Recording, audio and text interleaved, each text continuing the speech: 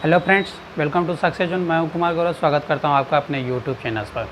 पिछले वीडियो में हम लोग फ्रेंड्स अगर साइंस वाले पोर्शन की बात करिएगा तो हम लोग उसमें साइटोलॉजी पढ़ रहे थे, जिसमें हम लोग कोशिका भित्ति पढ़ लिए थे, यानी सेल वॉल ख़त्म हो चुका था। आज हम लोग फ्रेंड्स कोशिका झिल्ली यानी प्लाज्मा मेम्ब्रेन और न्यूक्लियस यानी केंद्रक की बात करेंगे। तो चलिए फ्रेंड्स वीडियो स्टार्ट करते हैं। वीडियो स्टार्ट करने से पहले आप लोग से एक छोटी सी रिक्वेस्ट है, अगर ये वीडियो आपको अच्छा लगे तो एक लाइक कर दीजिएगा और दोस्तों को भी शेयर कर दीजिएगा। और अगर फ्रेंड्स आप इस चैनल पर नए हैं तो इस चैनल को सब्सक्राइब कर लीजिए और बेल आइकन दबाकर ऑल पर क्लिक कर दीजिए, क्योंकि फ्रेंड्स अगर आपका सपोर्ट मिला तो मैं इस तरह का वीडियो लाता रहूँगा। और एक बात और फ्रेंड्स, अगर आप पिछला वीडियो नहीं देखें तो उस वीडियो का लिंक आपको इस वीडियो के डिस्क्रिप्शन में मिल जाएगा, वहाँ से आप उस वीडियो को देख सकते हैं, या फिर उस वीडियो को आप मेरे चैनल पर जाकर प्लेलिस्ट से भी देख सकते हैं, क्योंकि वहाँ पर मेरा सारा वीडियो स्टोर है। तो चलिए फ्रेंड्स वीडियो स्टार्ट करते हैं। आज हम लोग पढ़ने वाले हैं सेल मेम्ब्रेन।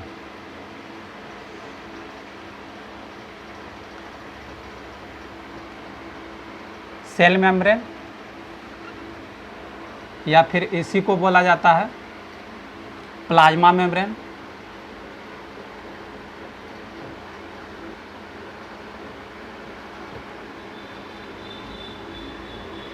या फिर इसी को बोला जाता है प्लाज्मा लेमा।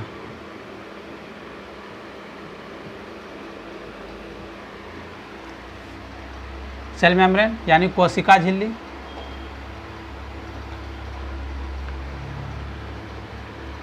इसको क्या बोला जाता है? कोशिका झिल्ली। और इसको क्या बोला जाता है? प्लाज्मा झिल्ली।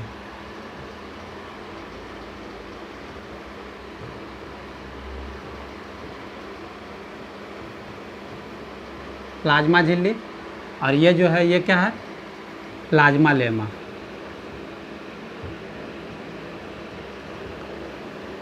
तो आज हम लोग इसी के बारे में बात करते हैं। सबसे पहले देखिए, कोशिका झिल्ली की बात करिएगा तो इसका जो खोज है क्रेमर ने किया था। किसने किया था? CREMER, Cremer. किसने किया था? क्रेमर ने। क्रेमर ने सबसे पहले कोशिका झिल्ली को आरबीसी में देखा था। किस में देखा था? आरबीसी में देखा था। किस में? आरबीसी में। तो हम लोग को पूछा जाएगा कि कोशिका की झिल्ली की खोज किसने किया था, तो हम लोग क्या बोलेंगे? क्रेमर ने किया था। किसने किया था? क्रेमर ने। सबसे पहले तो इसका जो खोज है वो क्रेमर ने किया था। और कोशिका झिल्ली जो होती है ये पादप कोशिका और जंतु कोशिका दोनों में पाई जाती है। हम लोग पिछले क्लास में सेल वॉल की बात किए थे, वो सिर्फ पादप कोशिका में पाई जाती थी और जंतु कोशिका में अब्सेंट होता था। यानी पादप कोशिका का सबसे बाहरी भाग पूछेगा तो हम लोग क्या बोलेंगे? उसका सेल वॉल होता है सबसे बाहरी भाग पादप कोशिका का, उसके बाद होता है सेल मेम्ब्रेन यानी कोशिका झिल्ली। लेकिन जंतु कोशिका में ऐसा नहीं होता है। जंतु कोशिका का सबसे बाहरी भाग जो होता है वो होता है प्लाज्मा मेम्ब्रेन यानी कोशिका झिल्ली। यदि हम लोग का पूछा जाएगा कि सेल मेम्ब्रेन जो होता है जंतु कोशिका का कौन सा भाग होता है, तो हम लोग कहेंगे सबसे बाहरी भाग होता है। यानी कोशिका झिल्ली जो होता है वो जंतु कोशिका के सबसे बाहरी भाग होता है। और यह जो होता है बाई लेयर्ड होता है। क्या होता है? बाई लेयर्ड होता है। इस तरह का स्ट्रक्चर है ये एक लेयर हुआ और ये दूसरा लेयर हुआ। बाई लेयर्ड होता है और यह लाइपोप्रोटीन का बना होता है।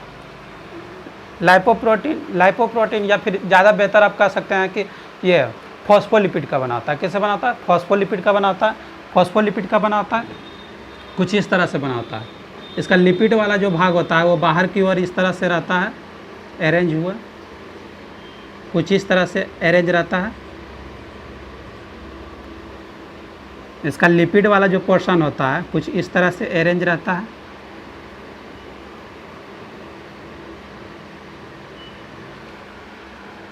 और ये जो है वो ये अंदर की ओर क्या है? फॉस्फेट ग्रुप है। क्या है? अंदर की ओर फॉस्फेट ग्रुप है।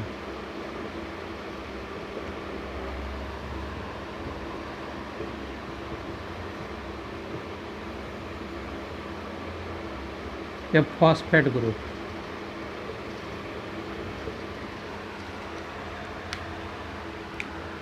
ये वाला भाग को क्या बोलते हैं? लिपिड बोलते हैं। और ये वाला जो भाग होता है वो क्या होता है? फॉस्फेट ग्रुप होता है।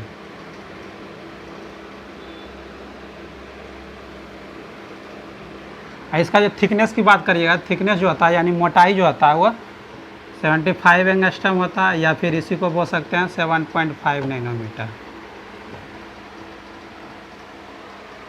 क्या क्या होता है, कोशिका झिल्ली जो होता है वाइड लेयर्ड होता है, फॉस्फोलिपिड का बना होता है, फॉस्फोलिपिड का बना होता है, जिसमें लिपिड जो होता है बाहर की ओर होता है और फॉस्फेट ग्रुप क्या होता है अंदर की होता है।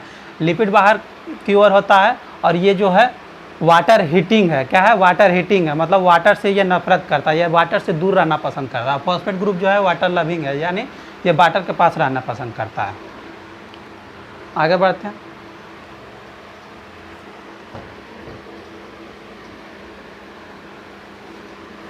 और कोशिका के कार्य की बात करिएगा तो ये क्या करता है, कोशिका में बाहर से अंदर आने वाले तथा अंदर से बाहर जाने वाले अणुओं का चयन करता है। ये क्या करता है, कोशिका में जो बाहर से अणु आएगा और अंदर से बाहर जो अणु जाएगा उसका ये क्या करेगा, चयन करेगा कि कौन सा अणु जो है बाहर जाएगा और कौन सा अणु अंदर आएगा। इसीलिए इसका चयनात्मक झिल्ली बोलते हैं, यानी सेलेक्टिव परमेबल मेम्ब्रेन भी बोलते हैं या अर्धपरागमय झिल्ली भी बोलते हैं।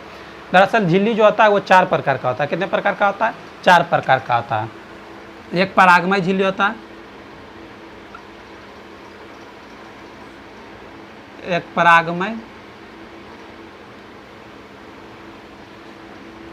और दूसरा आता है अपरागमय,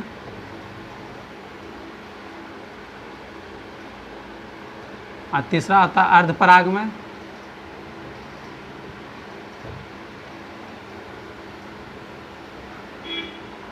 और चौथा आता है चयनात्मक। कोई भी सॉल्यूशन की बात करिएगा, जैसे ये मेम्ब्रेन है, ये मेम्ब्रेन, ये मेम्ब्रेन, ये मेम्ब्रेन, ये मेम्ब्रेन, यदि सॉल्यूशन की बात करिएगा तो सॉल्यूशन में 2 पार्ट होता है। एक होता है सॉल्वेंट और एक होता है सोल्यूट। सॉल्वेंट जो होता है विलायक होता है और ये जो होता है विलेय होता है।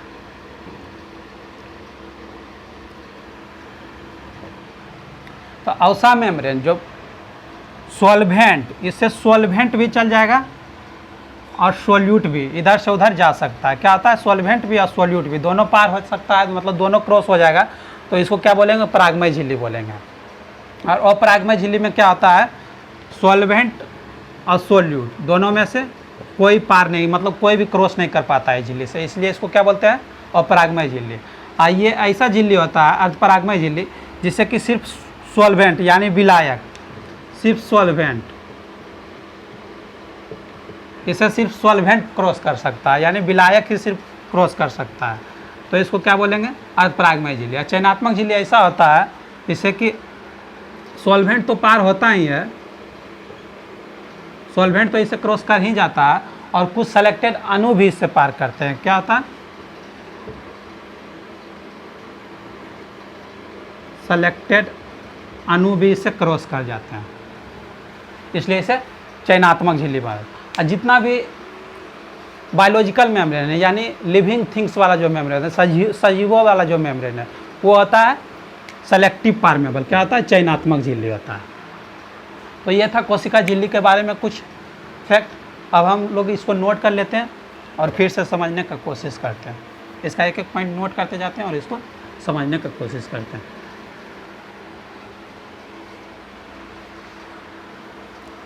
इसका सबसे पहला पॉइंट जो हम लोग लिखेंगे वो क्या लिखेंगे, खोज। खोज किसने किया था, क्रैमर ने।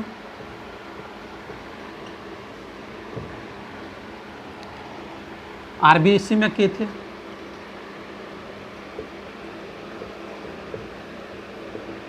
यानी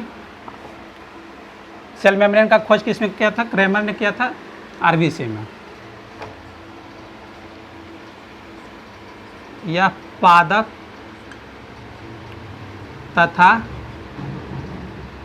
जंतु दोनों कोशिका में पाई जाती है।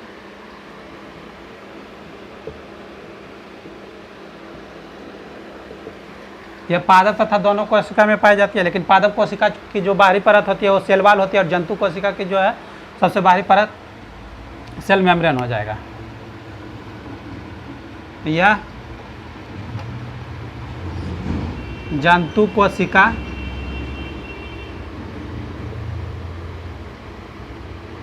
की सबसे बाहरी परत होती है?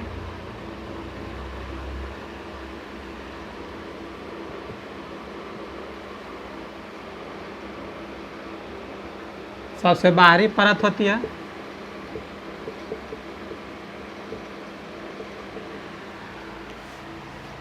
यह बाई लेयर्ड होता है। कितना लेयर्ड का होता है? यह बाई लेयर्ड यानी दोहरी परत।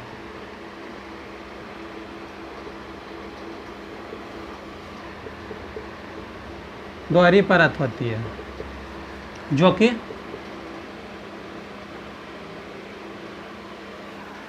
फॉस्फोलिपिड की बनी होती है।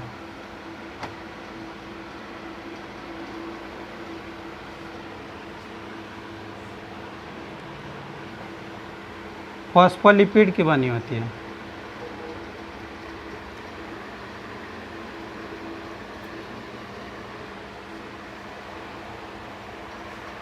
ये फॉस्फोलिपिड की बनी होती है। इसका फिगर हम लोग नोट कर लेते हैं।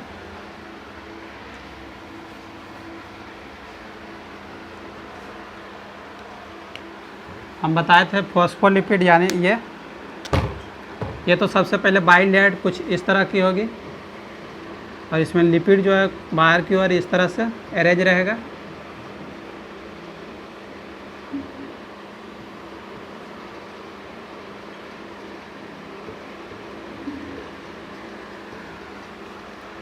और इसके अंदर इसके अंदर फॉस्फेट ग्रुप कुछ इस तरह से अरेंज रहता है अंदर की ओर।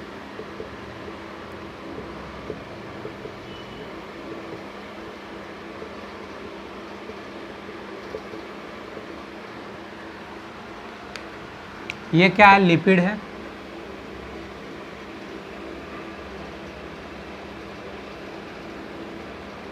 ये क्या है? लिपिड है। और ये जो है वो क्या है? Phosphate group.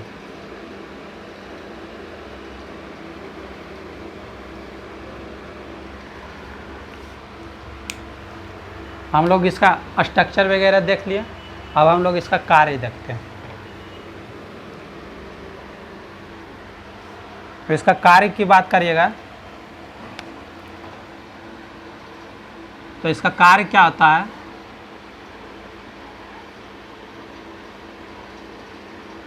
कोशिका में बाहर से अंदर तथा अंदर से बाहर जाने वाले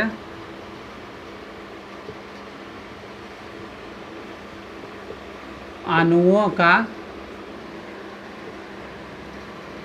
चयन करना होता है।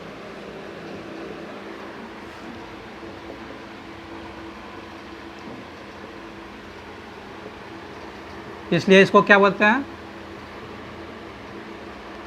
इसलिए इसको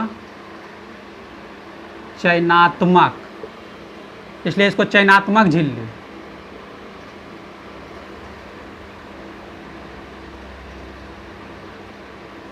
यानी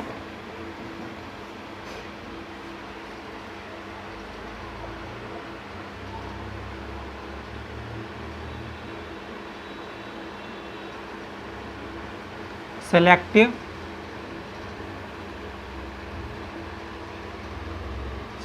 परमेबल।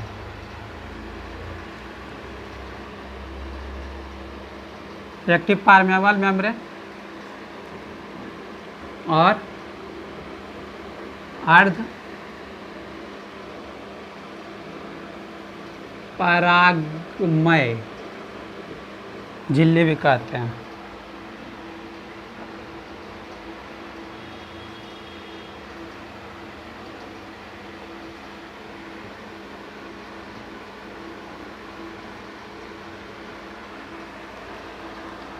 ये याद रखिएगा। सेल मेम्ब्रेन जो होता है, सेल मेम्ब्रेन जो होता है, प्लाज्मा मेम्ब्रेन, वो क्या होता है, चयनात्मक झिल्ली या इसको सेलेक्टिव परमेबल मेम्ब्रेन बोल सकते हैं या अर्धपरागमय झिल्ली बोल सकते हैं। तो ये था प्लाज्मा मेम्ब्रेन के बारे में। अब हम लोग न्यूक्लियस की बात करते हैं, यानी केंद्रक की बात करते हैं।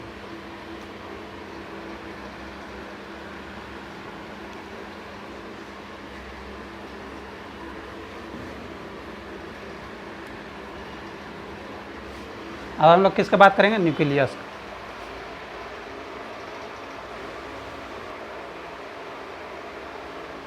अब हम लोग न्यूक्लियस की बात करेंगे।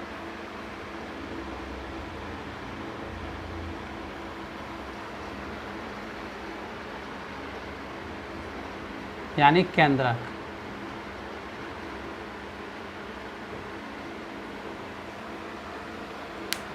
केंद्रक की बात करिएगा तो इसका जो है खोज रॉबर्ट ब्राउन ने किया था। किसने किया था, रॉबर्ट ब्राउन ने इसका खोज किया था। और ये जो होता है कोशिका का सबसे बड़ा भाग होता है। क्या होता है, केंद्रक जो होता है कोशिका का सबसे बड़ा भाग होता है। हम इस तरह से कुछ बताए थे कि ये कोशिका है, इसके अंदर ये होता है, ये न्यूक्लियस। ये क्या होता है, न्यूक्लियस होता है। ये जो होता है कोशिका का सबसे बड़ा भाग होता है।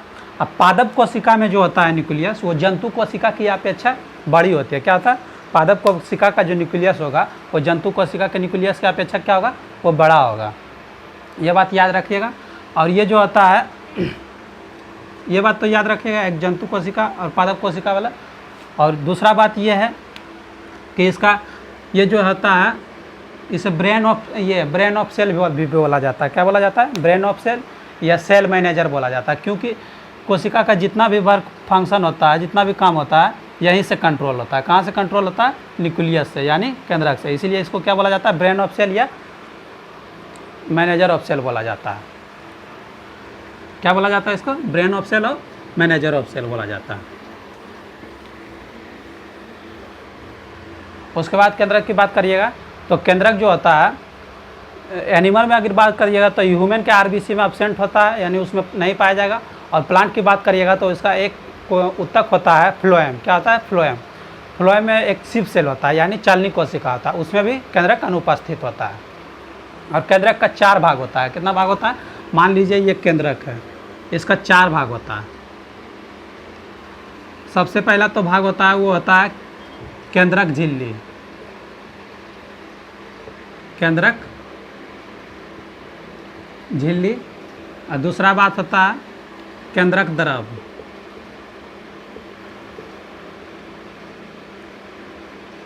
केंद्रक द्रव। और तीसरा होता है, एक होता है न्यूक्लियोलस। इसके अंदर जो न्यूक्लियोलस मतलब केंद्रिका। और चौथा जो होता है, इसके अंदर क्रोमैटिन होता है।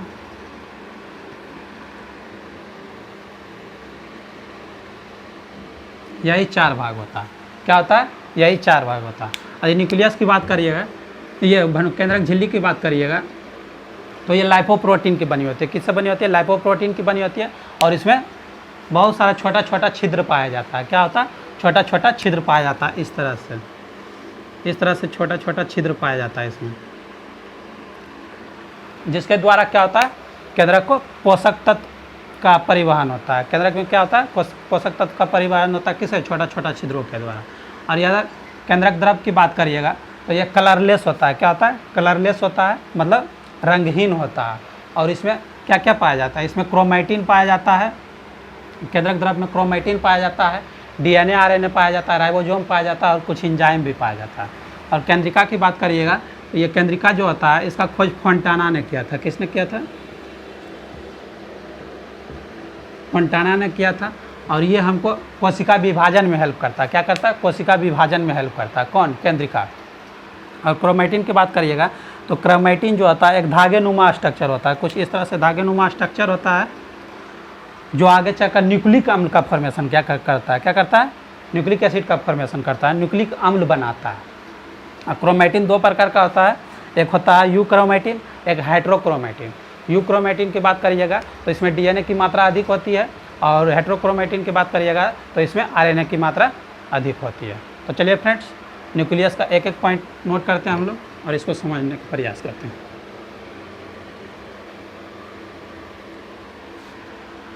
सबसे पहले तो इसका जो खोज किए थे उनका नाम लेते हैं।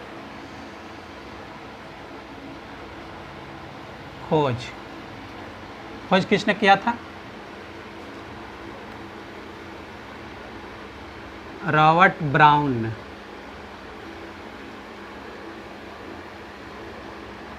रॉबर्ट ब्राउन ने किया था।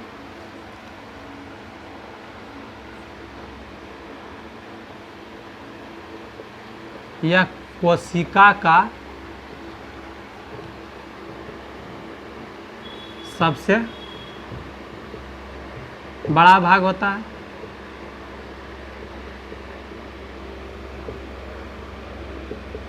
ये क्या होता है? कोशिका का सबसे बड़ा भाग होता है, मतलब सबसे बड़ा ऑर्गेनेल होता है, यानी कोशिका का सबसे बड़ा कोशिकांग होता है। कौन? न्यूक्लियस। यह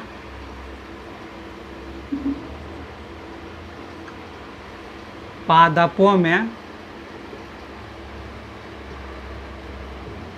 जंतु की अपेक्षा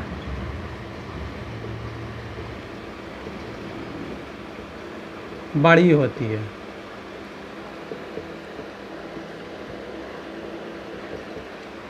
यानी पादप कोशिका और जंतु कोशिका दोनों की बात करिएगा तो पादप कोशिका का जो न्यूक्लियस होगा वो जंतु कोशिका के न्यूक्लियस से क्या होगा? बड़ा होगा।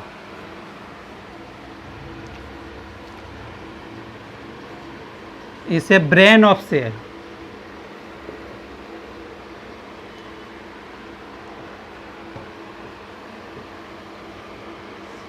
और मैनेजर ऑफ सेल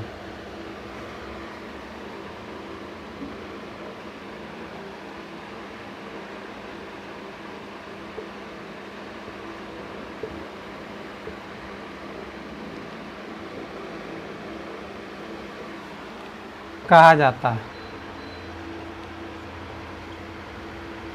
इसे क्या बोला जाता है? ब्रेन ऑफ सेल या मैनेजर ऑफ सेल, क्योंकि कोशिका का जितना भी फंक्शन होता है यहीं से कंट्रोल होता है।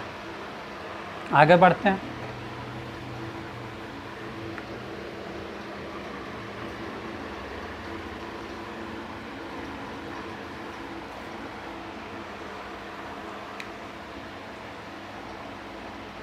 यह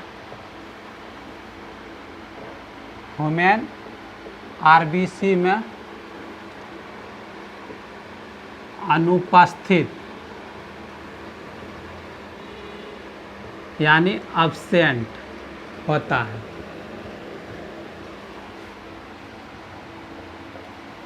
और प्लांट की बात करिएगा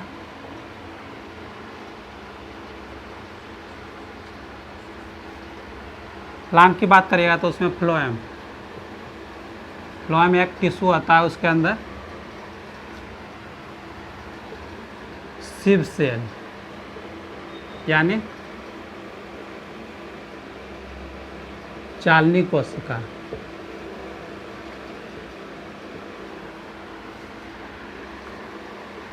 का में अनुपस्थित यानी एब्सेंट होता है। प्लांट सेल के प्लांट के फ्लोएम के सिव सेल में ये क्या होता है? एब्सेंट होता है। और जंतु की बात करिएगा तो ह्यूमन के आरबीसी में ये एब्सेंट होता है। आगे बढ़ते हैं। केंद्रक का 4 भाग होता है। क्या होता है?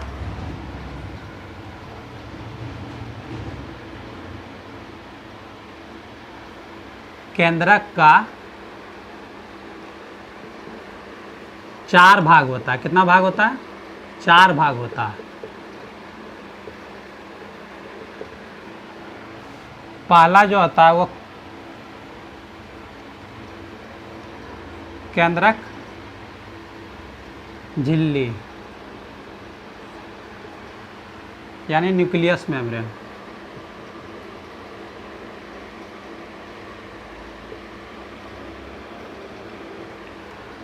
दूसरा जो होता है वो क्या होता है? केंद्रक द्रव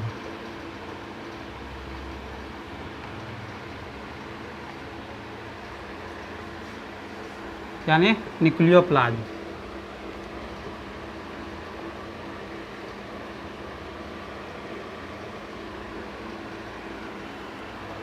तीसरा जो होता है वो क्या होता है, केंद्रिका, यानी न्यूक्लियोलस।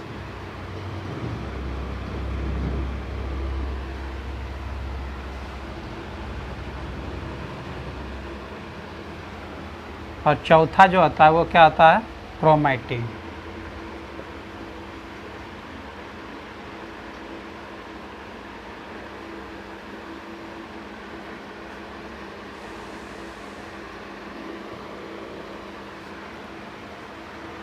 अब हम लोग एक एक करके इसको देखते हैं। सबसे पहले केंद्रक झिल्ली की बात करते हैं।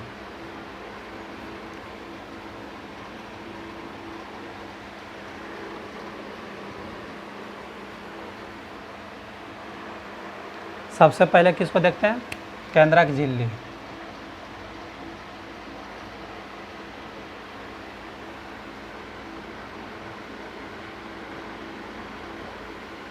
केंद्रक झिल्ली,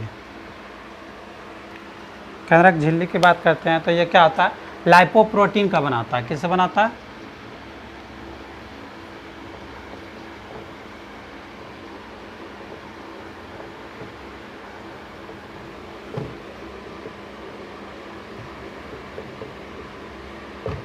या लाइपोप्रोटीन का बना होता है।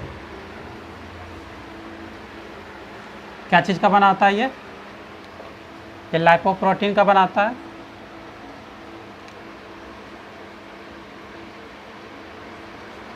इसमें छोटे छोटे छिद्र पाए जाते हैं, जिसके द्वारा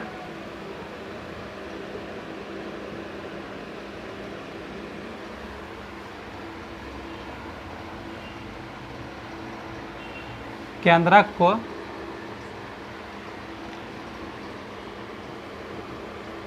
पोषक तत्व, पोषक पदार्थ, जिसके द्वारा केंद्रक में पोषक पदार्थों का परिवहन होता है।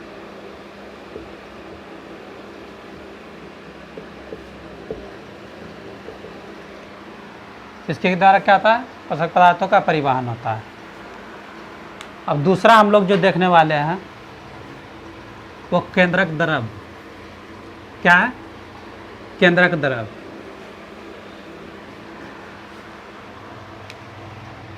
दूसरा जो हम बात करेंगे, किसका बात करेंगे, केंद्रक द्रव्य का बात करेंगे, यानी न्यूक्लियोप्लाज्म की बात करेंगे। इसकी अगर बात करिएगा तो ये कलरलेस होता है।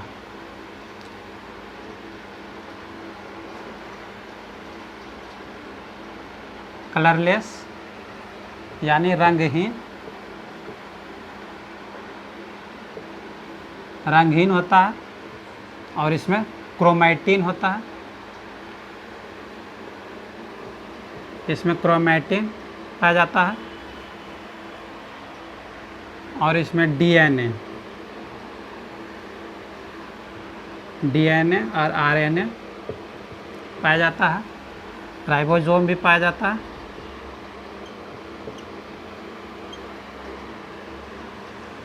और कुछ एंजाइम भी पाया जाता है।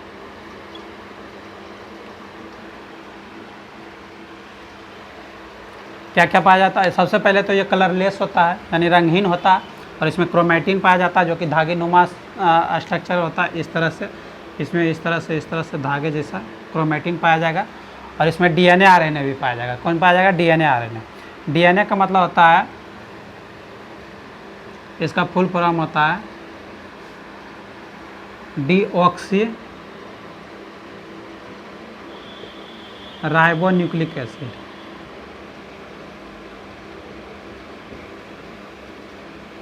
और आरएनए का फुल फॉर्म होता है राइबो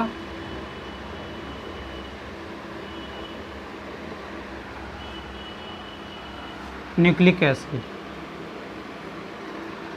डीएनए का मतलब होता है डिऑक्सी राइबो न्यूक्लिक एसिड, और आरएनए का जो फुल फॉर्म होता है वो क्या होता है, राइबो न्यूक्लिक एसिड। अब हम लोग आगे बढ़ते हैं। अब हम लोग केंद्रिका की बात करते हैं। किसका बात करते हैं? केंद्रिका की बात।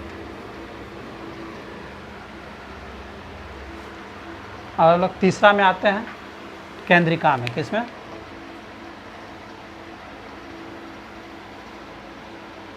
केंद्रिका।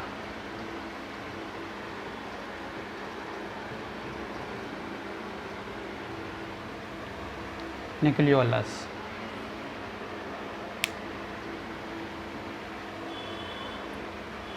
केंद्रिका की बात करिएगा तो इसका जो खोज है फॉन्टाना ने किया था। किसने किया था? फॉन्टाना ने। और यह सेल डिवीजन यानी सेल डिवीजन यानी कोशिका विभाजन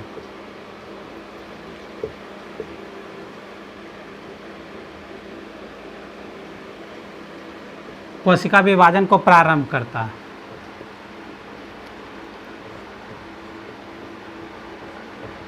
यह क्या करता है? कोशिका विभाजन को प्रारंभ करता है, यानी केंद्रिका जो होता है वो कोश सेल डिवीजन को स्टार्ट करता है। आगे है हम लोग का डी।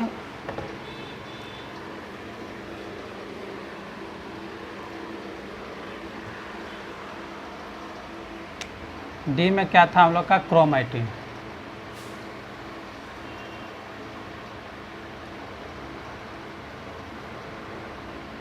क्रोमैटिन। क्रोमैटिन की बात करिएगा तो हम लोग क्रोमैटिन के बारे में क्या जाने थे? यह धागे नुमा संरचना होती है।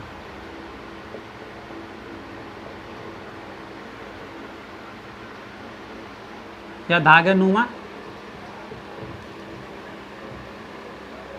संरचना होती है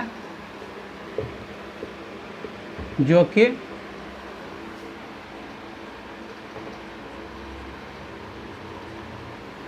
न्यूक्लिक अम्ल यानी न्यूक्लिक एसिड बनाती है।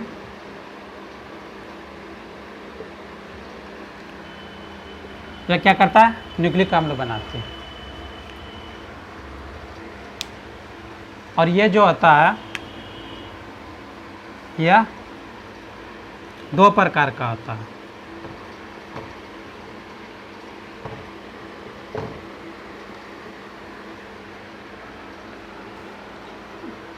पहला आता है यूक्रोमैटिक,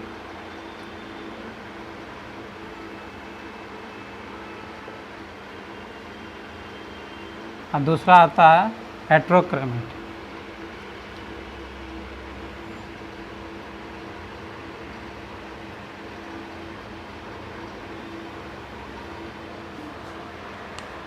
तो अब हम लोग इसके बारे में जानते हैं, यूक्रोमैटिन और हेट्रोक्रोमैटिन के बारे में।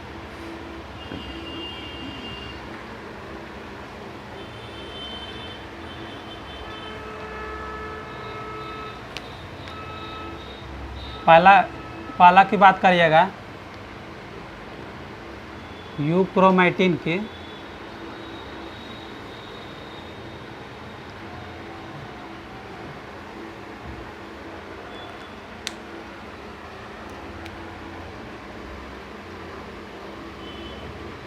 इसमें डीएनए की मात्रा अधिक होती है।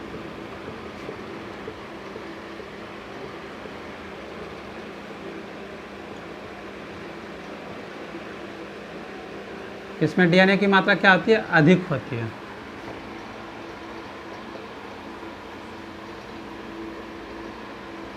जिसके कारण या फिर बोल सकते हैं अतः यह आनुवांशिक रूप से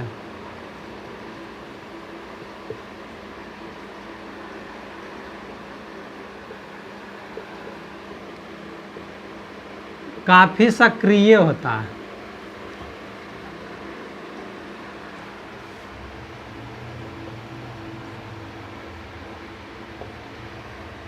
और दूसरा था हम लोग का क्या, दूसरा था हम लोग का क्या था दूसरा, हेट्रोक्रोमेटिन।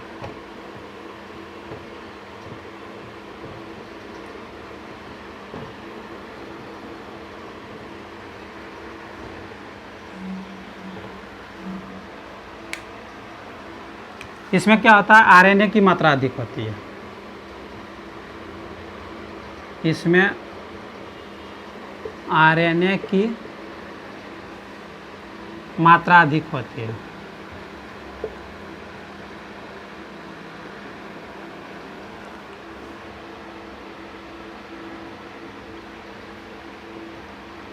अतः यह आनुवंशिक रूप से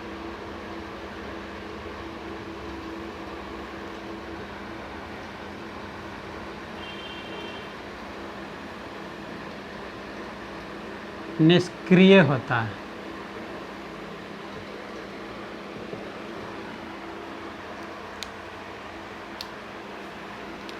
हम लोग क्रोमैटिन की बात किए थे, क्रोमैटिन की बात करिएगा तो ये क्या होता है, इसका दो ये धागेनुमा संरचना होता है और ये न्यूक्लिक अम्ल को बनाता है। क्या बनाता है, न्यूक्लिक अम्ल। न्यूक्लिक अम्ल बनाता है यानी डीएनए आरएनए को बनाता है। ये दो प्रकार का होता है, यूक्रोमैटिन और एक हेट्रोक्रोमैटिन। यूक्रोमैटिन की बात करिएगा तो ये डीएनए का फॉर्मेशन करता है, ये इसमें डीएनए का मात्रा अधिक होता है, जिसके कारण इसे ये क्या होता है, अधिक आनुवंशिक रूप से अधिक सक्रिय होता है। और आरएनए जो होता है ये हेट्रोक्रोमैटिन होता है, इसमें आरएनए की मात्रा अधिक होती है, जिसके कारण ये क्या होता है, अतः यह आनुवंशिक रूप से निष्क्रिय होता है। तो ये था फ्रेंड्स कोशिका झिल्ली और न्यूक्लियस। आज के वीडियो में इतना ही। आप लोग ज़रूर बताइएगा फ्रेंड्स कि ये वीडियो आपको कैसा लगा। अगर ये वीडियो आपको अच्छा लगा तो एक लाइक कर दीजिएगा और दोस्तों को भी शेयर कर दीजिएगा। और अगर आप इस चैनल पर नए हैं तो इस चैनल को सब्सक्राइब कर लीजिए और बेल आइकन दबाकर ऑल पर क्लिक कर दीजिए, क्योंकि फ्रेंड्स अगर आपका सपोर्ट मिलेगा तो मैं इस तरह का वीडियो लाता रहूँगा। धन्यवाद। जय हिंद, जय भारत।